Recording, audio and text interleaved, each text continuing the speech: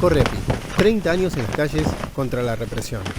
El 10 de diciembre de 1983, el fin de la dictadura cívico-militar eclesiástica abrió en el pueblo argentino la expectativa de vivir en libertad, sin represión. Porque con la democracia no solo se vota, sino que también se come, se educa y se cura. Sin embargo, las detenciones arbitrarias, la tortura, muerte de personas detenidas y los fusilamientos de gatillo fácil seguían golpeando a diario en los barrios populares. Una realidad naturalizada para quienes la padecen, pero invisible para el resto. Pero entonces, un barrio dijo basta. El 8 de mayo de 1987, los policías bonaerenses Balmaceda, Minio y Romero fusilaron a 3 pibes en la esquina de Figueredo y Guaminí de Ingeniero Burke. La mayoría sabemos que esto lo están haciendo, primero porque ya están acostumbrados a hacer estas cosas. Y segundo, todos sabemos que nosotros para los de arriba somos marginados y somos una lacra, somos gusanos. Entonces a ellos les conviene que nosotros desaparezcamos. Cuando menos gente hay de nosotros, mejor para ellos. Nosotros sobramos, sabemos que estamos sobrando, porque la mayoría de la juventud no tiene trabajo, eso lo saben todos. Las familias de Willy, El Negro y Oscar no estuvieron solas. La comisión de amigos y vecinos y un pequeño grupo de militantes nos sumamos al grito de basta de gatillo fácil. En 1988 fue el fusilamiento de Agustín Ramírez en San Francisco Solano y en 1989 el de Marcelo Peca Rivero en el barrio central de Rafael Castillo. El caso de mi hijo es que mi hijo andaba jugando carrera en bicicleta. Unos días antes había estado detenido en la comisaría de Rafael Castillo por averiguación de antecedentes. Un policía de la comisaría de Rafael Castillo, que se llama Jorge Alberto Acosta, lo amenazó a mi hijo que lo iba a matar. ¿Por qué? Porque mi hijo vio que mataron a un pibe en la comisaría de Rafael Castillo. Lo arrastraron esa noche cuando él estaba ahí en la guardia y mi hijo era testigo de esa muerte. Esperaron que mi hijo ande solo y lo llevaron para un campo a 2 cuadras de mi casa y ahí lo fusilaron a mi hijo. Estoy en Correpi hace 30 años. Nunca bajé los brazos pidiendo justicia por mi hijo. Había que unificar esas luchas para romper el muro azul de silencio. Pero no fue fácil demostrar que los enfrentamientos con delincuentes abatidos por la policía eran en realidad fusilamientos y parte de una política represiva de todos los días. Hasta que la violencia policial estalló en plena ciudad de Buenos Aires.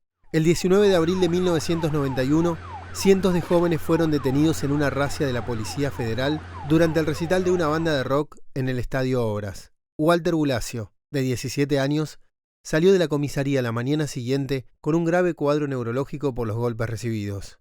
Murió una semana después. De la comisaría dice que tenía un ataque de epilepsia, que descartado ese, y a las 10:30 de la mañana recién me lo trasladan al Pirovano. ¿Cuándo se le notificaron lo que había sucedido? Eso no, nadie me notificó. A mí me notificó un chico que estaba detenido junto con él, que llegó hasta casa para avisarme. La juventud se lanzó a las calles con movilizaciones masivas. A puro grito de yo sabía, a Walter lo mató la policía, empezó la verdadera historia de Correpi. Menem, su ministro Corach o su jefe de policía Pelachi respondían, no hay gatillo fácil. Pero yo discrepo totalmente con la doctora de que esto del gatillo asesino, como yo lo califico, sea producto de una política institucional. En primer lugar, tiene que quedar muy claro, y creo que es una noción elemental, que los derechos humanos solo pueden ser violados, por definición, por el Estado. Adelante. ¿Cómo denomina usted, si no complicidad institucional, al comisario Klotzik diciendo, a horas de la muerte de Sergio Gustavo Durán en el interior de la comisaría primera de Morón, de la policía bonaerense, que los abogados que hablábamos de torturas éramos unos delirantes, cuando no hizo falta nada más que un análisis del cuerpo médico forense de la capital federal para determinar fehacientemente que fue torturado y picaneado en el interior de una comisaría con 2 subcomisarios presentes? Hay periodistas de pluma fácil, o hablaban consternados del loquito suelto, la manzana podrida o el psicópata reclutado por error. Pero en nuestras marchas y movilizaciones, de la garganta de las y los familiares, surgió una consigna indiscutible. No es un policía, es toda la institución. En otro intento de negar la represión, Corach pidió nombres. La Coordinadora contra la Represión Policial e Institucional realizó una concentración en Plaza de Mayo donde se denunciaron todos estos casos. Esta es la cuarta vez consecutiva que venimos a la plaza a entregar este archivo que hoy tiene 625 casos al Ministerio del Interior, sin que hasta el momento ninguno de los familiares que lo ha entregado en el Ministerio haya tenido ningún tipo de respuesta. Entonces empezamos a construir el archivo de casos. Se sumaron una familia tras otra, con compañeras que hicieron historia como Delia Garcilaso, mamá de Rodolfo Fito Ríos, asesinado en la tortura en la vieja cárcel de Caseros en 1992, y Olga Castro, mamá de Sergio Durán, asesinado también en la tortura en la comisaría primera de Morón. Para abril de 1992 ya teníamos nombre. Correpi. Corré, pibe, que viene la yuta. Corré, ponete a salvo y organizate con tu familia y tu barrio. La bandera salió a la calle por primera vez el 22 de mayo de 1992 en una radio abierta que organizamos en Corrientes y Montevideo, el Cabildo Abierto contra la Represión. Nos acompañaron 3 banditas de rock solidarias que empezaban a hacerse conocidas: La Renga, Los Piojos y Los Caballeros de la Quema. Poco a poco empezamos a recibir el apoyo del movimiento histórico de derechos humanos. Madres como Nora Cortiñas, Elia Espen, Mirta Baravalle, Beba Petrini o Porota Meronio nos acompañaban en las movilizaciones y juicios. A mitad de los 90, el movimiento de trabajadores protagonizó grandes luchas en Tierra del Fuego y en Neuquén. El movimiento estudiantil dio tremenda pelea contra la Ley Federal de Educación e irrumpió en escena el movimiento piquetero con los cortes de ruta. Todas esas movilizaciones fueron reprimidas, con el protagonismo novedoso de Gendarmería y Prefectura. Sufrimos las primeras 2 muertes en la represión a la protesta social desde el fin de la dictadura. Trabajadores metalúrgicos de Tierra del Fuego enfrentaban los cierres y despidos en las fábricas radicadas en el lugar. El entonces gobernador, José Estavillo, ordena una brutal represión contra quienes se encontraban movilizados. A las 16 horas cae asesinado el obrero Víctor Choque. Con Víctor Choque en Ushuaia y Teresa Rodríguez en Cutralcó. Correpi acompañó todas esas luchas, en el reclamo de juicio y castigo por las personas caídas y en la defensa política y técnica de las criminalizadas por luchar.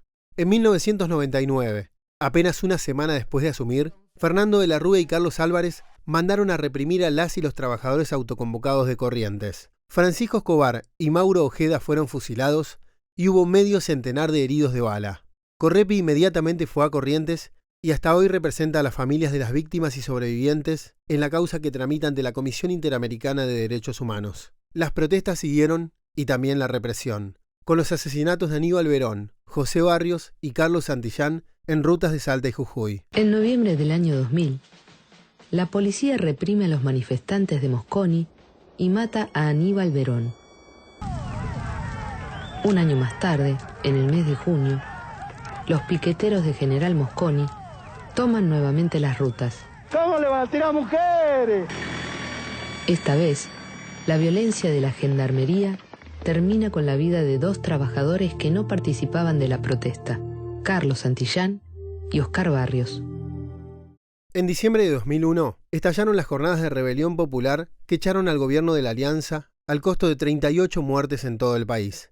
Entre los 5 asesinados en el corredor de Congreso a Plaza de Mayo, cayó nuestro compañero Carlos Petete Almirón. Particularmente él tenía una responsabilidad importante en la organización de los grupos de familiares en zona sur.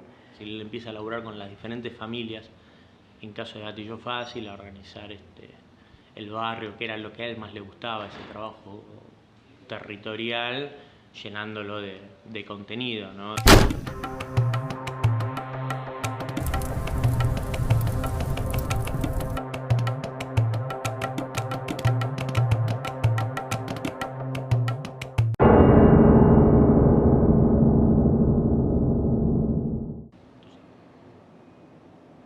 Lo que habíamos visto eran los disparos, primero de gases, tanto lacrimógenos como para oscurecer la escena, efectuados por el grupo de combate que estaba dirigido por el subcomisario Ernesto Sergio Weber, y los disparos habían sido los disparos de su grupo de combate con sus itacas hacia el grupo de manifestantes que por Avenida de Mayo intentaba cruzar la 9 de julio y que casi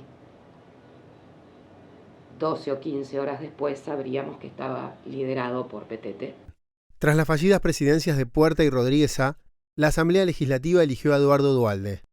Apenas unos meses después, el gobierno realizó un operativo represivo para frenar el plan de lucha piquetero, que se iniciaba en los cortes del 26 de junio de 2002 y culminó con el asesinato de Darío Santillán y Maxi Costecchi y un centenar de heridos.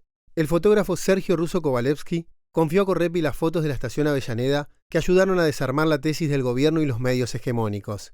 Se mataron entre ellos. La crisis causó 2 muertos. En la causa judicial se logró la condena a los autores materiales, pero seguimos peleando contra la impunidad de los responsables políticos. Nosotros conocíamos desde hace 20 días que iba a suceder una cosa de estas características, porque nos habían hecho los comentarios y sabíamos que se organizaba para el 22 y el 23 en el Estadio Gatica, en Villa Domínico, una asamblea de piqueteros en la que se iban a discutir los cursos a seguir. En esa asamblea se habló de lucha armada. En esa asamblea se definió lo que ellos llaman un plan de lucha, que no es otra cosa que un cronograma de hostilidades. Para salir de semejante crisis, se llamó a elecciones en 2003. Néstor Kirchner comenzó su gobierno afirmando que no iba a criminalizar la protesta social ni a reprimir con la policía del gatillo fácil, y en un gesto progresista descolgó los cuadros de los jefes de la dictadura de la ESMA. Pero para fin de 2004, bajo la tesis que equiparaba la protesta al delito, había casi 50 presas y presos políticos en todo el país. Con otras organizaciones, organizamos el acampe por una Navidad sin presos políticos en Plaza de Mayo y logramos liberar a 41. El resto del gobierno de Kirchner estuvo marcado por las luchas de trabajadores petroleros en la Patagonia y la feroz represión que militarizó las Heras, con torturas a personas detenidas y una condena a prisión perpetua a compañeros contra la que seguimos peleando hoy. Los gobiernos de Cristina Fernández siguieron en esa línea. A la segunda desaparición forzada de Jorge Julio López en La Plata, ahora acá vas a sentir, dice, vas a ver. Se sumaron las desapariciones de Luciano Arruga en Lomas del Mirador. Cuando Vanessa fue a decir, mi hermano está desaparecido y lo desapareció la policía, se nos cerró muchas puertas. Y del trabajador Daniel Solano en Choel Choel. Una patota de la Unión Ferroviaria, con apoyo de la Policía Federal, asesinó al militante del Partido Obrero Mariano Ferreira en un ataque a trabajadores tercerizados que puso a la vista la tercerización de la represión. Y a pesar de la oposición popular, el Congreso votó 7 leyes antiterroristas exigidas por el imperialismo, mientras seguían aumentando las muertes por gatillo fácil y en lugares de detención. Pero nada se compara con lo que padecimos a partir de la llegada de Mauricio Macri al gobierno. Entre diciembre de 2015 y 2019, tuvimos que enfrentar el negacionismo del terrorismo de Estado y su reivindicación explícita con el intento del 2x1 a los genocidas. De la mano del más brutal ajuste y entrega al Fondo Monetario Internacional, se instaló un estado de excepción, dirigida por la ministra Patricia Bullrich y sus pares provinciales. La doctrina Chocobar legitimó formalmente el gatillo fácil y produjo un récord absoluto de todas las prácticas represivas. Fue una gestión marcada por el más alto voltaje represivo desde el fin de la dictadura cívico-militar eclesiástica. La desaparición forzada seguida de muerte de Santiago Maldonado, el asesinato de Rafael Nahuel, la sistemática represión y criminalización de la protesta social, como lo vivimos en 2017 en las marchas por Santiago y contra la infame reforma previsional, son apenas algunos de sus puntos más visibles. La insignia represiva del macrismo, Patricia Bullrich, ubicó a Correpi como su principal enemigo y llegó a publicar un contrainforme al archivo de casos titulado Ministerio de Seguridad versus Correpi. No pudo desmentir un solo dato de nuestros informes. Bajo esa presión represiva, lanzamos nuestra agenda urgente, con los principales reclamos que venimos impulsando hace décadas. En diciembre de 2019, dijimos chau Macri masivamente en las calles. El presidente Alberto Fernández prometió luchar contra el hambre, la inflación y la desocupación. También dijo, debemos escapar a la lógica del gatillo fácil y de justificar las muertes por la espalda. Sabina Frederick, la nueva ministra de Seguridad Nacional, convocó a los organismos y a su pedido presentamos nuestra agenda urgente antirrepresiva. A menos de 15 días se cumplieron los primeros 5 puntos con la derogación de los protocolos Bullrich. Luego prohibió la aportación y uso del arma reglamentaria a la Policía de Seguridad Aeroportuaria fuera del horario y lugar de servicio y derogó el protocolo destinado a la detención de personas LGBTIQ+. Celebramos esas primeras medidas, pero no alcanzaba. Ya se veían abiertas contradicciones del Frente de Todos con la designación del teniente coronel retirado Sergio Berni como ministro de Seguridad de la provincia de Buenos Aires, el anuncio del Comando Unificado de Fuerzas Federales y Provinciales o la resolución que puso en manos de las fuerzas federales el ciberpatrullaje. Y entonces llegó el COVID-19. Las primeras medidas sanitarias, como el ASPO, evitaron que se saturara el sistema sanitario, desmantelado y abandonado hacía años. Las medidas económicas fueron muy limitadas, y en cambio se ampliaron las facultades y recursos de las fuerzas represivas para hacer cumplir las medidas sanitarias, como el control de la circulación, sobre todo en los barrios más humildes. Inmediatamente empezaron las denuncias de hostigamiento en los barrios, detenciones arbitrarias y aplicación de tormentos a pibes y pibas, trabajadores informales, migrantes y personas del colectivo travesti trans. Alertamos sobre lo que iba a pasar en los lugares de detención por el hacinamiento y la falta de recursos higiénicos y sanitarios. Pero pesó más la campaña reaccionaria.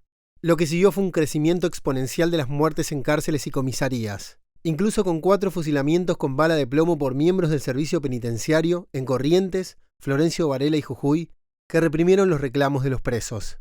Desaparecieron y fueron hallados sin vida Luis Espinosa en Tucumán y Facundo Astudillo Castro en Buenos Aires. Y a pesar de la baja circulación en las calles, las cifras del gatillo fácil se mantuvieron. Vino Guernica. Como si no se tuviera memoria de la pesadilla reciente, llegadas las elecciones legislativas, parte del descontento general fue canalizado por Juntos por el Cambio y, lo que es aún peor, por los autodenominados libertarios. La vuelta de Aníbal Fernández es un claro retroceso. Dice: la conflictividad social no se soluciona a los palos, pero es uno de los responsables políticos de la masacre de Avellaneda y del asesinato de Mariano Ferreira. Entre sus primeras medidas estuvo el envío de tropas federales a Rosario, con la excusa de combatir el narcotráfico, y a Río Negro para apoyar a una gobernadora que califica de terrorista al pueblo mapuche. También saturó de gendarmes y prefectos las estaciones de trenes del conurbano. Más y más policías y fuerzas represivas en los barrios como respuesta a la inseguridad. Una vez más preguntamos, ¿seguridad para quién? Lucas González, Alejandro Martínez, Elías Garay y una larga lista reafirman que la policía y las demás fuerzas no te cuidan. Este escenario nos convoca, nos impone estar en las calles para defender nuestros derechos. La deuda es con el pueblo.